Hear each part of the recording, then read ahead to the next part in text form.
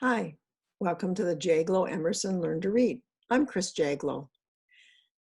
I told you a little while ago about a little fairy, and her name was A.E. I told you she was a little bit naughty. And A.E. had a friend who was an elf.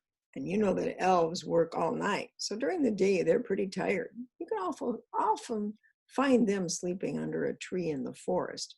One day, A.E. did see her friend the elf sleeping under a tree, and because she was a little bit naughty, she went over, separated his bangs, and gave him a kiss right on his forehead. Well, as you remember, he woke up, but he couldn't stay awake. He went right back to sleep. He was so tired after all that work. But the next day, when he saw A.E. flying through the woods, he said, A.E., I owe you a kiss. And those are the names of our 5 vowels, A, E, I, O, and U.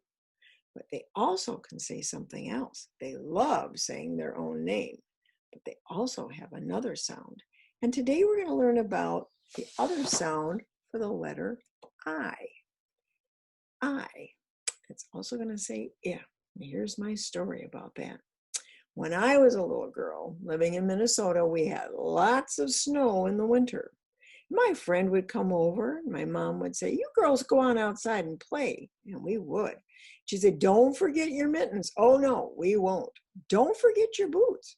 "We won't." "Do you have your snow pants?" "Yes, ma'am, we have our snow pants." And we would run outside and we would lie down in the snow and make snow angels. And we would pick up snowballs and throw them at the trees to knock the snow off of the branches.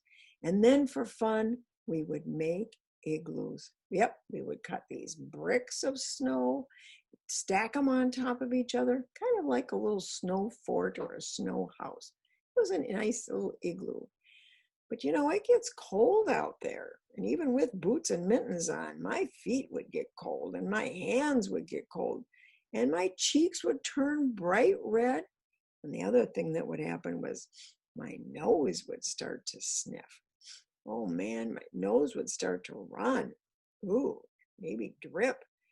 And so I'd say, let's get inside that igloo and warm up a little bit. Let's get warmer in there. So we would snuggle in there, but my nose would still be running.